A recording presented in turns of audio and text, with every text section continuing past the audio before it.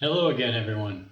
This is Jim here. Welcome back to my channel and my latest video. I have a topic today that I want to discuss, and essentially it's going to involve mainly the idea of calories and their influence on weight loss. There's a lot of schools of thought about it. There's some that claim that it's almost it means everything. Just reduce calories and you'll lose weight. Others think, well, you just eat the right food and eat as much as you want, and nothing will happen. You'll be fine. I've had mixed opinions about it. I know that my weight loss, I never counted calories, and I still don't. And so it wasn't essential for me. And so I always kind of thought, well, calories, it doesn't really matter. There's got to be a lot more to it. In fact, calories never worked for me in the past when counting them. So I knew something was off with the advice just to calories in, calories out. I knew something was wrong with that advice, but I thought a lot about it over these past years. And I guess what's triggered me to make this video today is that I mentioned in my last video that I had recently just cut back on the amount of meat that I was eating each day. And that was, maybe 1 month ago. And, I'm still doing the same, and my weight keeps dropping. And this has gone on, it's about 2 months now. And it wasn't really a weight loss intervention. I just had the feeling that I came to the conclusion that I was eating too much. There couldn't be any other explanation for why my weight had crept up over the past year and a half. And I'll give you some more information about that here shortly. But I thought I was attributing to other things like, I thought I was putting on more muscle maybe from different exercises. But after a while, I thought, 10 pounds of muscle, I don't really see it. maybe a pound or two. And finally, I just came to this conclusion. It has to be that I'm overeating. And remember, I got this other theory that we tend to overeat, incrementally. But so it's that triggered me to think about this whole thing and try to. What I've been doing is trying to explain weight loss in a way that makes sense according to my experience. When I look on social media and read what people say, the experts and the doctors and the nutritionists and all that, and the weight loss gurus, it never actually always makes sense to me. I don't, part of it will, but then a large part of it won't. And so what I'm trying to present today is what makes sense to me. Jim's grand unified theory of weight loss, you might say. But yeah, so that's what I'm going to talk about. It's going to be, I don't know how long this is going to take. I've got some slides and some graphs and information to share. And so I'm going to go through it, and we'll see how effective it is. You let me know. But that's the topic. So the first data I'm going to show you now is my weight loss graph, my complete weight loss graph since I started tracking my weight, and that was coming up on 5 years ago. Now, as I said before, I record my weight every day, but I don't always update my spreadsheet and make a graph. In fact, I haven't done that in some years. So I took the time to do that. I entered all the data and I updated my graph, and I just thought I'd show it. This shows from the very beginning when I was up. I think my highest weight was 352. And you can see the dramatic weight loss phase, and then how I've been maintaining, pretty, in a pretty narrow range in my estimation. And so that's the whole picture. If you see in the lower right corner, there's I've put in a red rectangle. The next slide, I'm going to zoom into that red rectangle because it has some interesting things in it that I want to share. Okay, that red rectangle now you're looking at, and that is from the period of January 1st, 2020 until today. And so that's got, like a year and a half of data. And there are some interesting things in there, and I pointed out a couple of them. Number one, when the when the lockdowns went into effect, it was like mid-March of 2020. You can see for the next 4 months, I pretty much just steadily increased in weight about 9 pounds. And I knew that during the time. Of course, I record my weight every day. I knew it was going up, but I didn't think too much of it because, during the lockdowns, I was exercising more. I had some more time at home. I was working from home. I had the ability to work in more exercise into my program.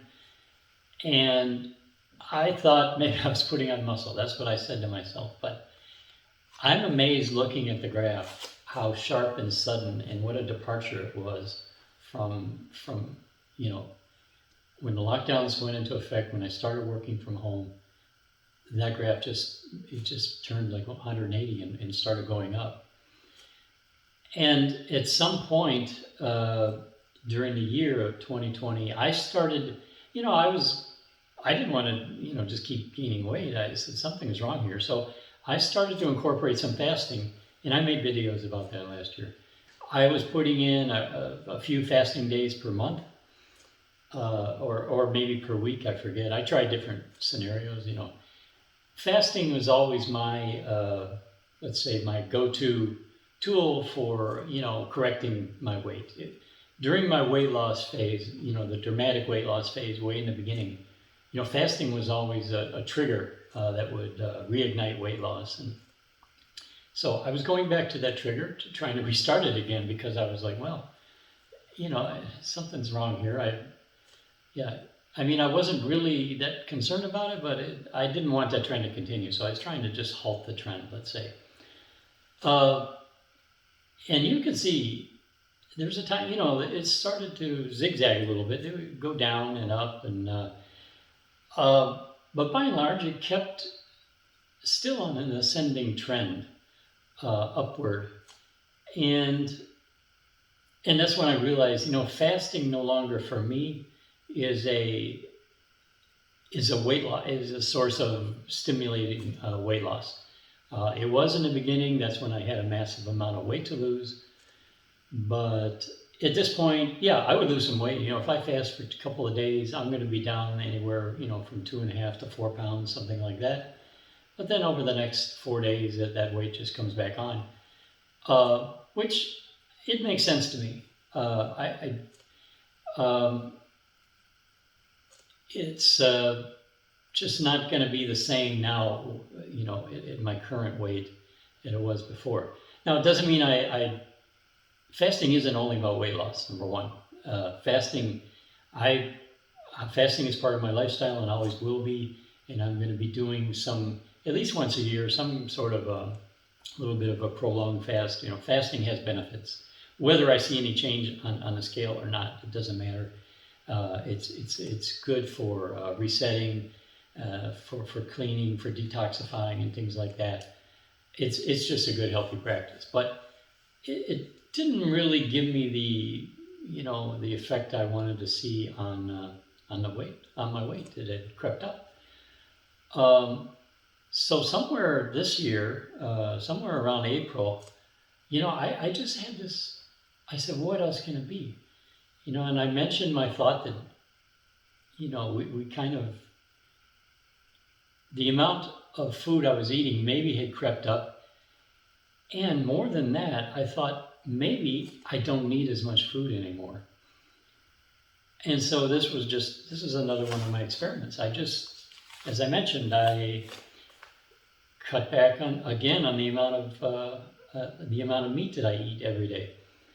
And this is not the first time. I've cut back, it used to be like 3 pounds or 3 or 4 pounds sometimes.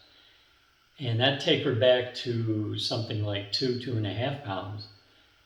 And now, now where I ended up, I'm like 1 to 1.5 pounds, usually right around 1 pound. And I've indicated where that started and where I am now. And you can see that is quite a dramatic turnaround. That is just dropping down. And right now it's showing no signs of slowing down, like it's not bottoming out yet. There's even one data point missing from that. I weighed this morning before this video. I'm down to, I'm 166 this morning. And that's pretty much back where I was, pretty much maybe a pound above my lowest weight. And I just find this amazing because I just find that chart amazing. Because I'm not suffering, I'm not depriving myself. I just cut back on what I'm eating. I'm feeling real good physically. My workouts are going well. My running is going well. Everything is good. And now my weight is correcting. My body's just doing that for me. And I just find that fascinating. And I had to show that graph because I thought those two, it's amazing what affects us. And as far as the lockdown, the effect of the lockdown, I don't think it was muscle. I mean, maybe to a small degree. But my thought now is that it's more to do with a couple things. Being at home and being maybe more stressed or in more uncertain times. There probably was a creep in the amount that I was eating at that point. And this is my theory. I think that just we tend to, stress and uncertainty, I think our bodies react to that hormonally.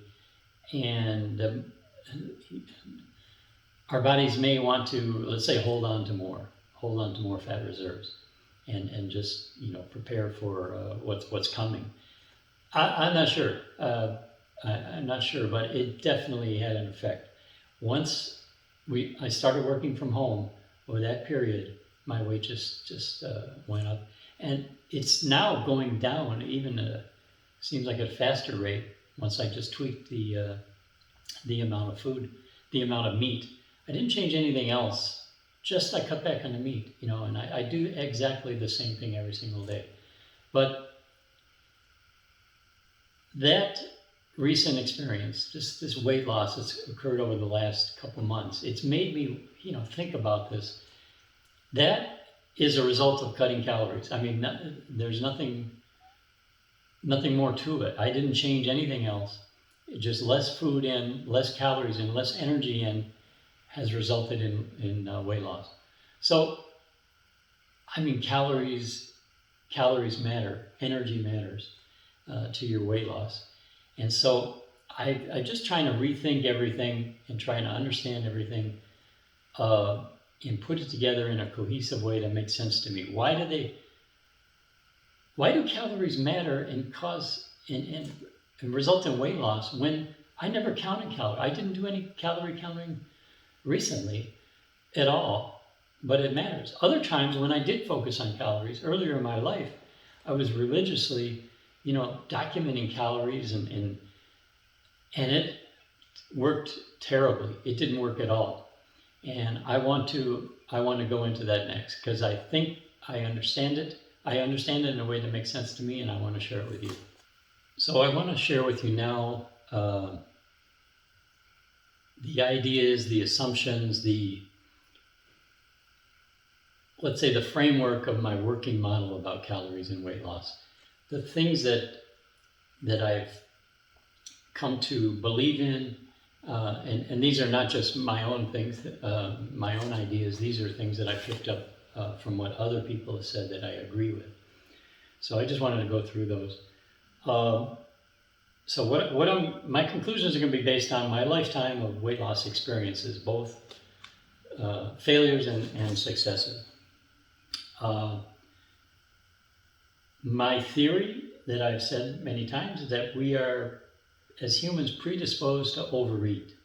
That's part of it. Also, my theory that sending a strong fullness signal to our body is important. And go back last year, I made some videos on what I call body signaling, and that I thought it's important that when we eat, that we eat enough that our body gets a clear signal that we have plenty of food, plenty of nutrition, and we're fully nourished. I think that signal to the body is important. There's this thing called protein leverage hypothesis, and you can look that up. I'm not going to explain the whole thing, but I believe in that. Protein typically, it's the one macro that, it's the lowest percentage of the macros typically, not for me anymore, but the carbohydrate is usually, for the standard American diet or most diets, is number one.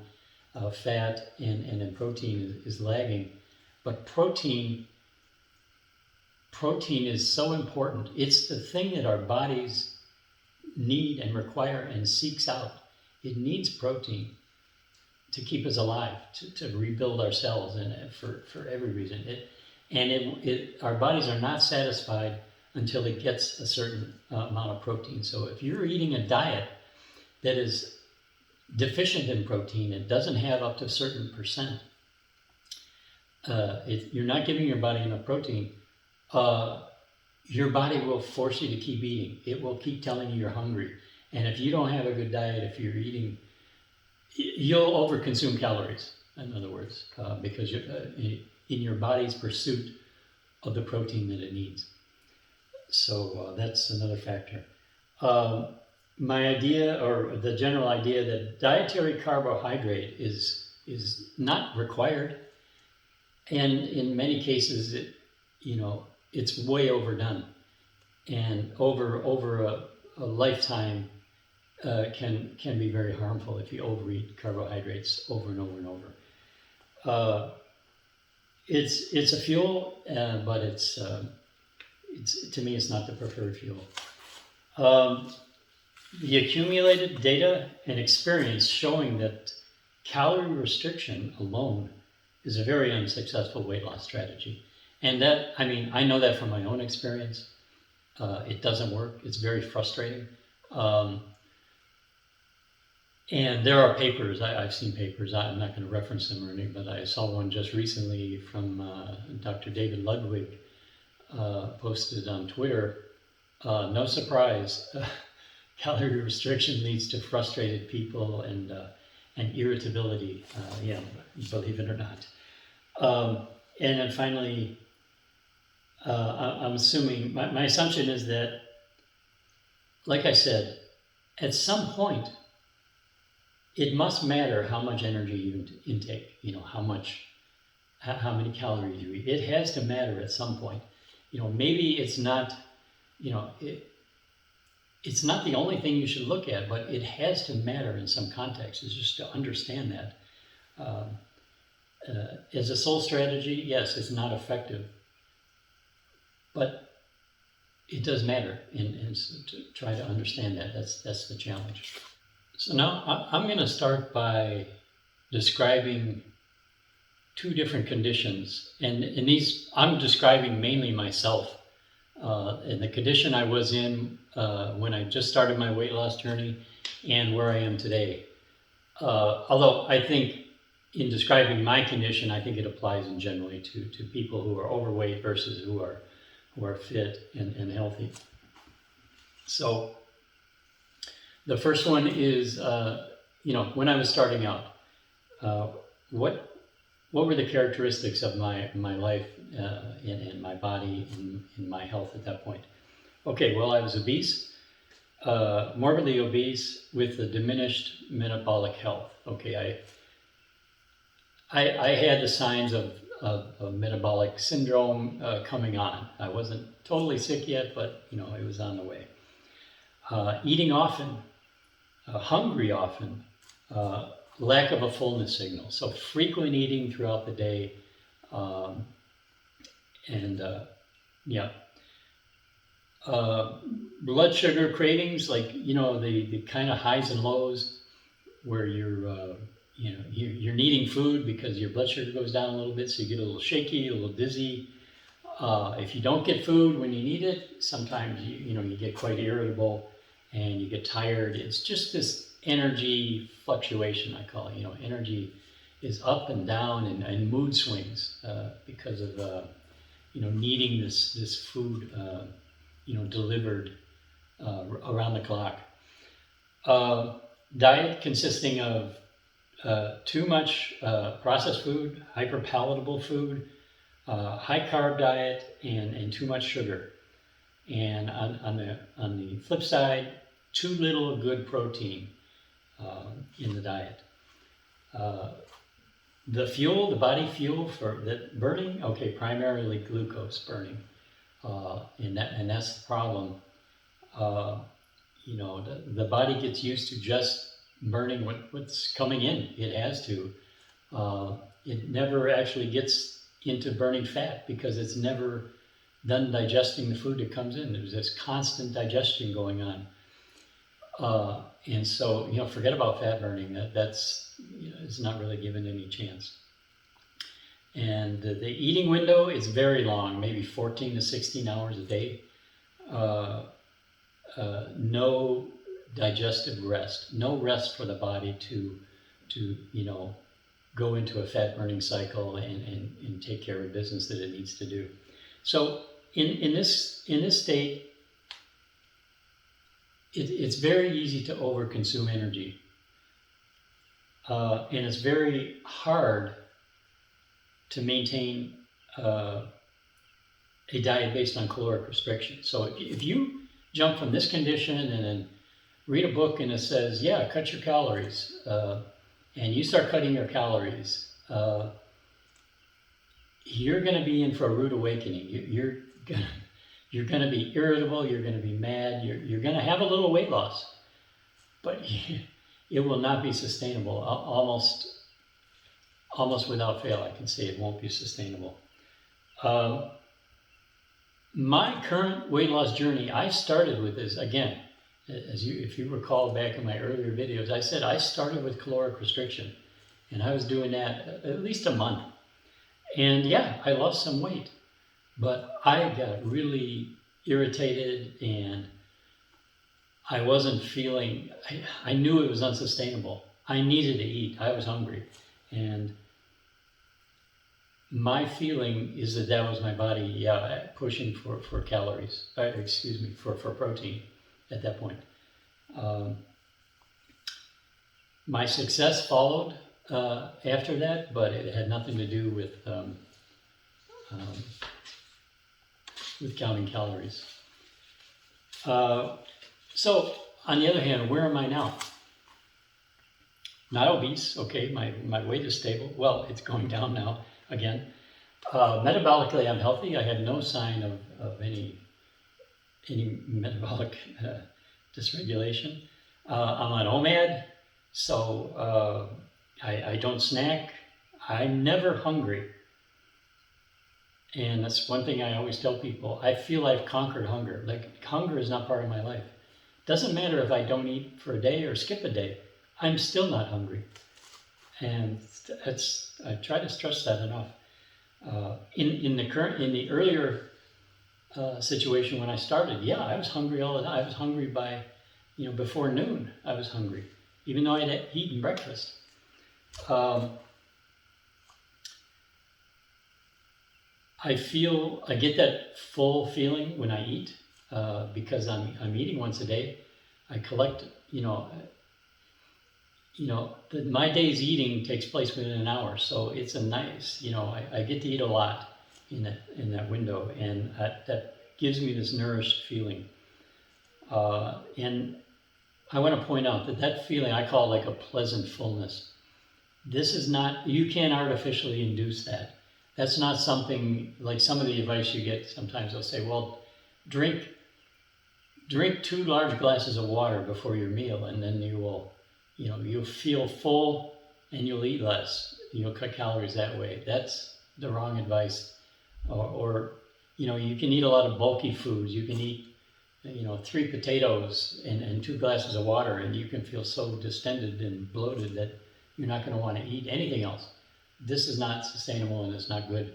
And that's not what I'm talking about. I'm not talking about eating such a huge bulk. I'm talking about a feeling that my body is pleased. There's a little feeling of fullness, yeah, sure, but it's more that the body gives you the signal that it's pleased with with the food that you've taken in.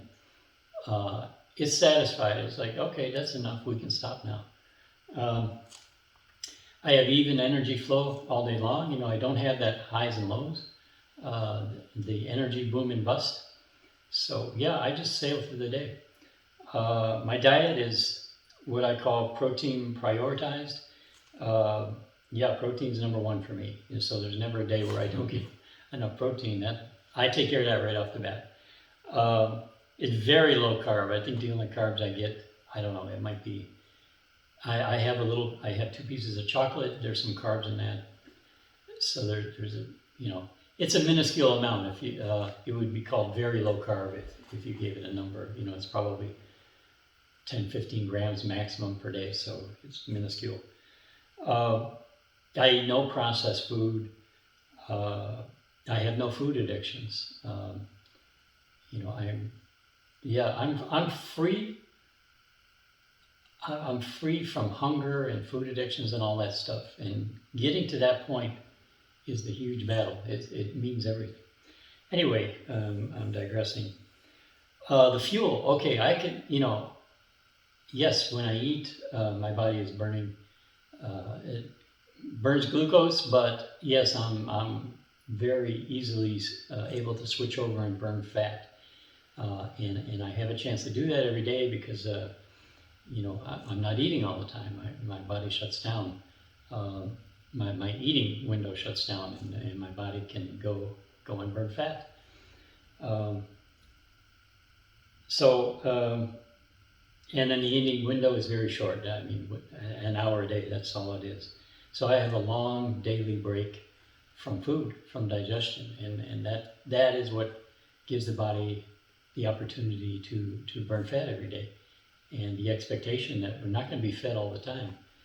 So even considering all this, where I am now, what I have to conclude, it's still possible, even in this framework that I just mentioned, with prioritizing protein, OMAD, even energy flow. It's possible to overeat by the creeping amount, or by just your body requiring less for whatever reason. Maybe age or circumstances or whatever. I don't now require the same amount of food I used to. I've come to that conclusion. So it's still possible to overconsume energy and gain weight. I think the graph I showed you from 2020 illustrates that. The good news is, like you can see, I just cut back, and I'm now regulating my weight. It's going down, and I'm seeing nothing but positive effects on all the measurements. My fat mass, my skeletal body mass, my visceral fat, the things in my biometric scale measure, they're all going in the right direction. So, and I told you my mood and energy and exercise, everything is going in the right direction. So I'm heading in a more optimal direction for me, just by cutting back on the food. And I want to say that the reason that I can do this now is because I have concentrated, not on calories, because I didn't count calories. I still don't know. I don't know how much I'm eating or how much I cut back. The reason that my weight is changing now is because of what I call the overlooked factors, other factors that are not strictly looking at calories, and that's what I want to go into next. So the problems I see it with the just managing weight loss in terms of calories. So maybe this is repetitive, but I think it's twofold. I mean, number one, our bodies don't know from calories, all right? Our bodies know food, and they know different types of food. And foods are all different, and they have a different structure, and our bodies digest them differently. There's different processes that are used to digest the food, depending on the structure of the food, and foods that are unadulterated, that aren't highly processed, are digested one way. Foods that are highly processed, that are just destroyed and the structure destroyed, they digest in a different way. There's different signaling that goes on. It's all different. And the calories, they're determined from a bomb calorimeter. It's a closed vessel. You put a target in there, and then basically incinerate it, and you have the ability to measure how much energy is released. Okay, all right. It's a number, but humans are not bomb calorimeters, right? We don't have, we're not a closed system. And like I said, the foods are complex. Our bodies don't handle it. We don't incinerate the food the same way all the time. Okay, it depends on the food type. So, so this energy model that is applied, just cut the calories, it misses all that. And it's maybe at best kind of a rough guideline.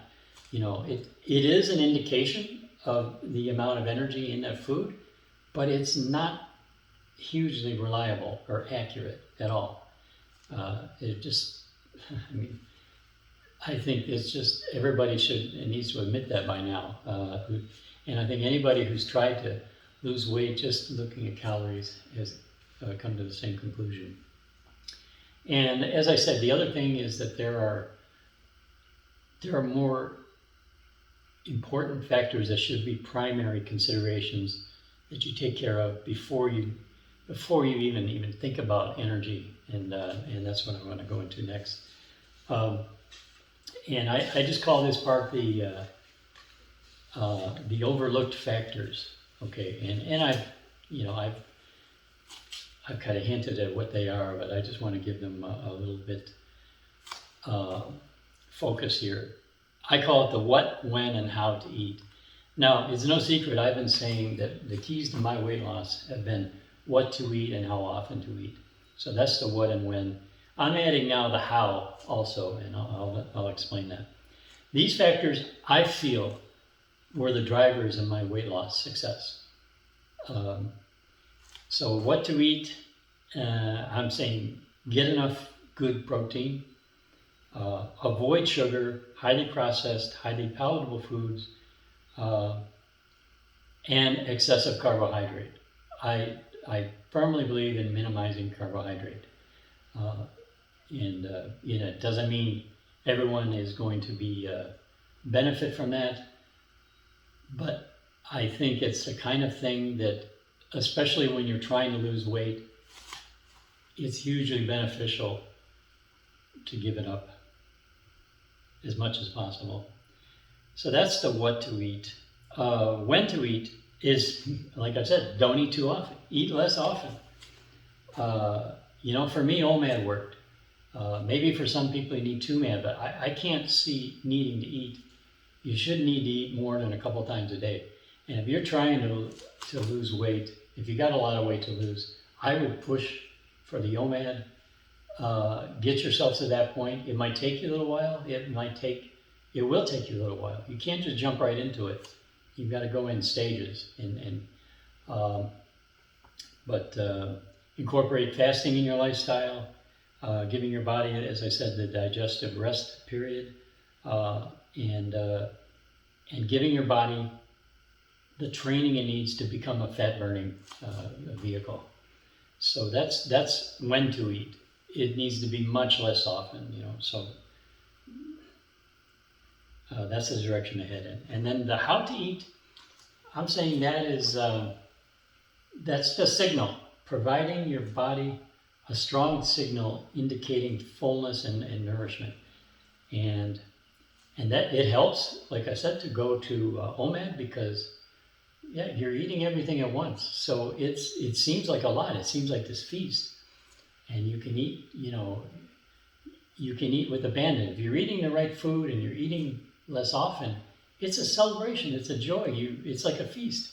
So again, this is real fullness. You can't take a shortcut here.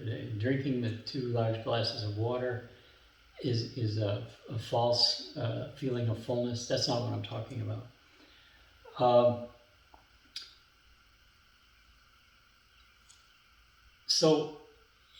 But these things reinforce each other. In other words, if you're eating the wrong foods too often, it's hard to get to that next step. It's hard to get that feeling of fullness and achieve weight loss.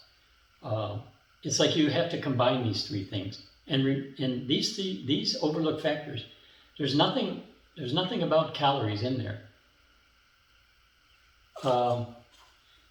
So since this was my focus, I wanted to stress these are the overlooked factors that I think are of prime importance. But the thing is, if you listen to the experts and ask for advice, they will guide you away from these factors. They will tell you, oh, eat quite often and eat a balanced meal, all food groups and yada yada. They won't tell you that providing a strong signal of fullness you can't do that if you're eating quite often. If you get a pleasant fullness every time you eat 3 or 4 times a day, I guarantee you're going to be overeating. And here's the important point I want to make is that in my weight loss journey, I was successful because I focused on these factors, and a reduction in calories resulted.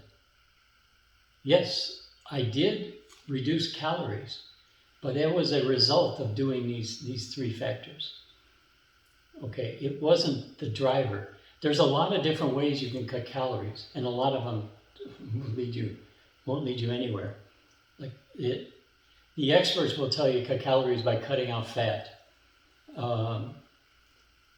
eating small. Eat often during the day to rev up your metabolism. You get a lot of bad advice. So what I just want to acknowledge that, yes, cutting calories, I did cut my calories as a result of the measures I took, but that wasn't what was driving me, and it wasn't my focus at all. I never measured calories, but that is the end result. Just like me cutting back on my meat, the amount of meat, cutting back by close to 1 pound per day.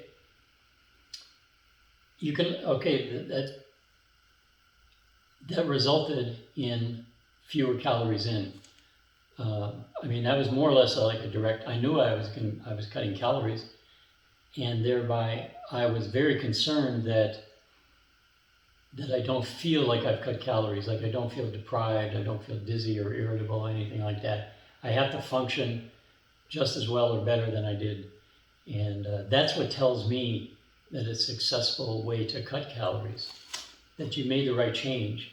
If your performance and your everything goes up, if you cut calories the way they tell you, typically you don't feel good.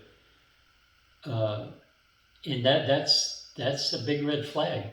If you don't feel good and you're hangry, then it's not working, right? So yeah, for me, reducing calories was a result of these other things I did that had nothing to do with calories. Yeah. So my bottom line is, I say, first step, learn how to eat. Learn again how to eat. Learn the what and when and how to eat. Okay? Forget about calories, forget about macros, forget about the science and all that. Just learn as a as a human being, how to eat, how to feed yourself in the ways I described, the how, when, and what. And in that effort, you're going to conquer hunger. Like I said, your hunger will dissipate in time if you take those measures. And once you reach that point, life becomes easier and your weight loss becomes easier, because you've won if you can conquer hunger. If you're free from hunger, everything else just falls into place. My take on calories is that it's somewhere in the middle. It's not that they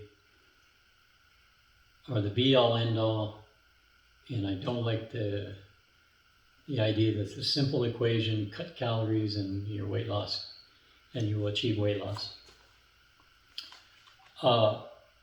It's in the how. How do you cut calories? And how you cut calories is by not focusing on calories. Take care of it. You got to learn how to eat, like I said in my just recently. And it's not that, you know, in the carnivore community, you might, for example, find people that say, well, you know, it doesn't matter at all. You know, your body, just eat. If you're hungry, eat meat. And you'll get a signal to stop eating meat. I don't see it that way, that you can be just so carefree and just eat as much meat as you want and your body will take care of it. I think you can overeat. And I said the reason I oppose that is because I've seen in my own experience that over time I tend to creep up and eat more. And I think at the same time that is going on, my body is requiring less. So the net result of that is, you know, you see your weight going up a little bit. And again, the weight loss that I showed on that graph, or the weight gain, you know, if you look on the big graph, you know, it's hardly noticeable. It's only like in the 10-pound range, so it's nothing, you know, that concerning. And in fact, I see most people have like much larger swings in their life, but I think I don't have large swings because I'm very consistent and I don't change a lot. So when I see something like on those graphs I showed way in the beginning, when I see something changing suddenly and consistently, it's really noticeable and stands out, and I try to understand it. But maybe I spend too much time on it anyway. But so I hope this was understood, what I said, and I hope it makes sense, and maybe people will agree or disagree. I know there's different schools of thought. Like I said, a lot of what I said is tempered by my own experience, and although it's also influenced by other people's experience and some of the experts' experience in their sayings also. So yeah, hope you got something out of this video. And next time we'll come back. I'm planning the next video to, people have been asking more about to show the food I eat and do, you know, what I eat in a day, that kind of thing, and how I make it and that. So I'm going to do that. I've done it a few times. Maybe I haven't done it in such a good way. I'm going to do that and try to do it right and go into details a little bit more. So that'll probably be in the next video down the road sometime. So anyway, thanks for watching and for commenting, and hope to see you next time. And I hope you're everyone doing well in your lives and in your journeys. And yeah, wish you all the best. All right, take care, everyone. Goodbye now.